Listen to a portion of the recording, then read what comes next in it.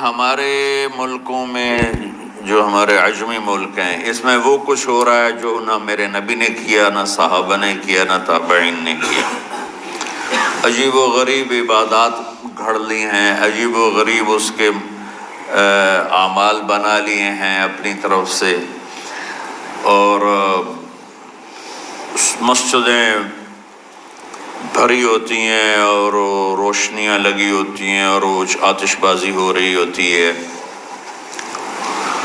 میرے نبی نے اس رات کی فضیلت بتائی، عمل کوئی نہیں بتایا۔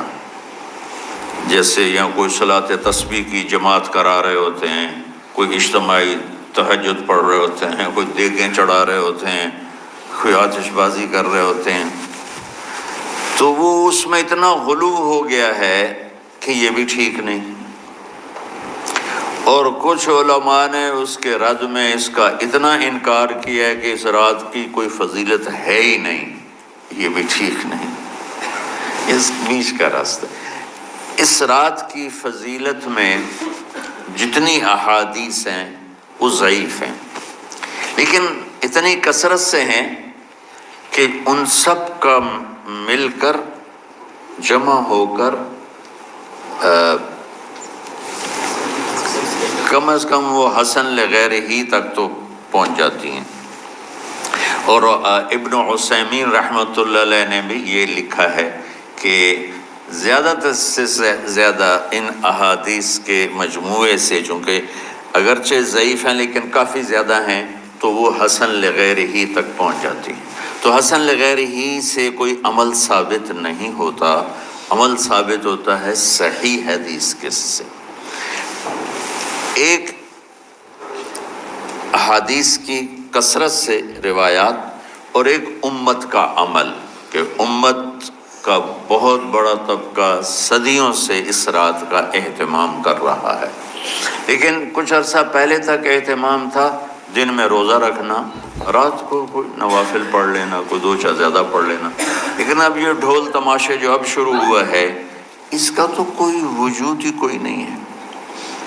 تو اس رات کو اللہ تعالیٰ نے مبارک بنایا، اور حدیث پاک میں آتا ہے کہ اللہ تعالیٰ اس رات میں ساری دنیا کے لوگوں کی بخشش فرماتا ہے، سوائے 5 آدمیوں کے۔ 5 کے سوا سب اہل ایمان کی بخشش ہو جاتی۔ مشرک، المشرک، پہلا مشرک، دوسرا مشاحن، مشاحن کسے کہتے ہیں؟ دل میں بغض رکھنے والا، کینہ رکھنے والا۔ تیسرا مسبل ازارہ، اپنے پاجامے شلوار چادر کو ٹخنوں سے نیچے تک لے جانے والا، لیکن ایک شرط کے ساتھ کہ وہ تکبر کی وجہ سے ہو، سستی کی وجہ سے ہے، غفلت کی وجہ سے ہے۔ چونکہ جب آپ نے ایک مرتبہ اس کے بارے میں بات کی تو حضرت ابوبکر صدیق نے کہا، یا رسول اللہ، میری چادر، عرب چادر باندھتے تھے جیسے ہمارے پنجاب کا لباس چادر تھا، اب وہ کم ہو گئے۔ ہمارے تو بزرگ عورتیں بھی اور مرد بھی سب چادر باندھتے تھے، شلوار تو کسی کو پتہ ہی نہیں ہوتا تھا ہمارے بچپن میں۔ یہ تو پھر آہستہ آہستہ جب تعلیم آئی تو شلوار دیہاتوں میں بھی اور شہروں میں عام ہو گئی۔ تو اگر وہ اس لیے لٹکا رہا ہے کہ طبیعت میں تکبر ہے، پھر اس وعید کا وہ حقدار ہے۔ اگر ویسے اس کی نیچے جا رہی ہے تو میرا مالک ایسا، وہ تو ہے ہی رحیم و کریم، ہے ہی رحیم و کریم، ہے ہی رحیم و کریم، صرف شلوار نیچے لٹکانے سے وہ اتنی شدید سزا دے۔ اگر اس کے پیچھے تکبر ہے، پھر ہے یہ، تکبر نہیں ہے تو انشاءاللہ وہ اس سے محفوظ ہوگا۔ تو اپنی چادر کو لٹکانے والا، لیکن بشرط تکبر۔ کتنے ہو گئے؟ 3۔ عاق لوالدیہ، ماں باپ کا نافرمان، نافرمان ایسا کہ دکھ دینے والا. چھوٹی موٹی اونچ نیچ تو ہر بچے سے ہو جاتی ہے، نہیں، جن نے والدین کو ٹکڑے ٹکڑے کر دیا ہو اور ان کو دکھ دے دے دے دے کے ان کا سینہ چیر دیا ہو، چونکہ آپ کہتے ہیں پرزے پرزے کرنا کسی چیز کو، تو اپنے دکھ دے کر اپنی بدتمیزی کے ساتھ اس نے ماں باپ کا دل زخمی کر دیا ہو، ایک یہ نہیں معاف ہوتا. پانچواں، مدمن خمر، مسلسل شراب پینے والا، مستقل جو شراب کا عادی ہو. ان 5 کو مؤخر کر دیا جاتا ہے. معافی نہیں ہونے کا مطلب یہ نہیں کہ اللہ تعالیٰ کبھی معاف نہیں کرے گا. معافی نہ ہونے کا مطلب یہ ہے کہ یہ 5 ایسے گناہ ہیں کہ اس کی وجہ سے بخشش رک جاتی ہے. اگر وہ شرک سے نکل آئے، وہ کینہ سے نکل آئے، وہ تکبر سے نکل آئے، وہ والدین کی نافرمانی سے نکل آئے، شراب چھوڑ دے، تو ان کی بھی بخشش ہو جاتی. جب کوئی توبہ کرے گا فوراً بخشش ہو جائے گی. نہ 15 شعبان کی ضرورت ہے، نہ لیلۃ القدر کی ضرورت ہے، نہ بیت اللہ جانے کے ساتھ توبہ کی شرط ہے. جہاں بھی وہ بیٹھ کے توبہ کرے گا، جس لمحے میں کرے گا، اسی وقت اس کی توبہ قبول ہوگی اور اللہ اس کے پچھلے سارے گناہوں کو معاف فرما دے گا.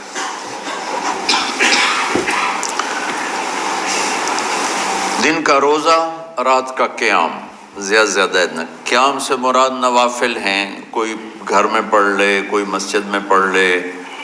نوافل، نفلی عبادات گھر میں ہی افضل ہوتی ہیں. میرے نبی سنتیں ہمیشہ گھر سے پڑھ کے آتے تھے. تہجد اپنے گھر میں پڑھتے تھے، مسجد میں نہیں پڑھتے تھے. سوائے اعتکاف کے آپ اپنے نوافل سنتیں سب گھر میں پڑھتے تھے اور مسجد میں صرف فرض آ کے ادا فرماتے تھے.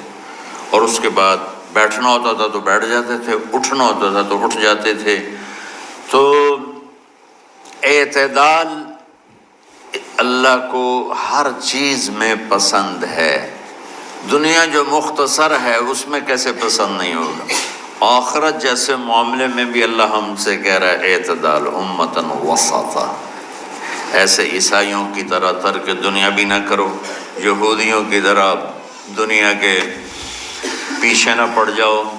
رزق حلال بھی کماؤ، اپنے بچوں کو بھی دیکھو، اپنے فرائض کو بھی دیکھو جو دنیاوی ہیں، اور اللہ سے بھی اپنا معاملہ ٹھیک کرو اور درست کرو. بعد کے زمانے میں صحابہ کے بعد سے ہی ایک انتہا پسندی امت میں آئی. ساری ساری رات جاگنا. فلاں بزرگ تھے، وہ رسے سے اپنے بالوں کو باندھ لیتے تھے کہ نماز پڑھتے پڑھتے جب نیند آئے اور جھٹکا لگے تو رسے سے بندھے ہوئے بالوں سے اس جھٹکے سے تکلیف ہو اور ان کی آنکھ کھل جائے اور پھر نفلوں میں شروع ہو جائے. ایک فلاں بزرگ تھے، وہ اپنے آنکھوں میں نمک کا سرما لگاتے تھے تاکہ آنکھیں جل جائیں، اس میں وہ جلن پیدا ہو جائے اور نیند اڑ جائے. یہ ایسے واقعات بھرے پڑے ہیں. فلاں بزرگ تھے، انہوں نے 30 سال عشاء کے وضو سے فجر کی نماز ادا کی. یہ اپنی جگہ پہ بزرگی ہے، لیکن یہ بھائیوں یہ دین ہم پیش نہیں کر سکتے.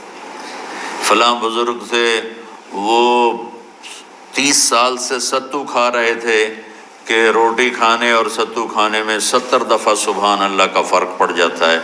تو روٹی کھائیں تو 70 دفعہ سبحان اللہ کم کہہ سکتے ہیں، اور ستو کھائیں تو 70 دفعہ سبحان اللہ زیادہ کہہ سکتے ہیں. تو لہٰذا انہوں نے کہا مجھے تو 30 سال ہو گئے، میں تو ستو کھا رہا ہوں، میں تو روٹی نہیں کھا رہا. یہ دین نہیں ہے.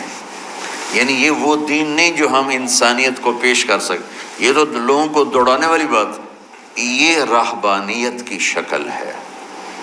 یہ وہ دین نہیں جو ہم لوگوں کو پیش کریں گے تو وہ کہیں گے واہ واہ واہ واہ کیا دین ہے بھائی، قبول کرو.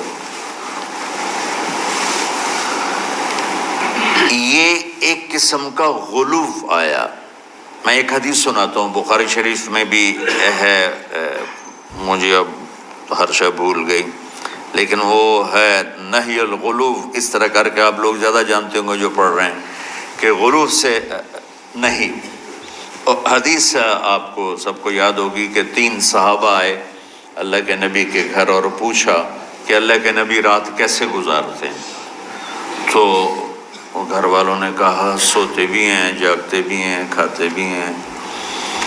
تو وہ تینوں آپس میں کہنے لگے وہ تو نبی ہیں، سوئیں بھی تو کوئی بات نہیں، اور شادی ہے کوئی بات نہیں، ہم تو نبی نہیں، ہمیں تو کچھ کرنا چاہیے۔ ایک نے کہا کہ میں ساری زندگی روزہ نہیں چھوڑوں گا، ایک نے کہا کہ میں ساری زندگی سوؤں گا نہیں، ایک نے کہا میں ساری زندگی شادی نہیں کروں گا۔ تو دیکھنے میں تو واہ واہ کیا بڑی بزرگی ہے بھائی، بڑے بزرگ ہیں۔ ہمارے نبی کو پتہ چلا آپ نے تینوں کو بلا لیا، کہ تم مجھ سے زیادہ اللہ سے ڈرنے والے ہو، میں تم سے انا اتقاکم یا اخشاکم، الفاظ آپ لوگ کو زیادہ یاد ہوں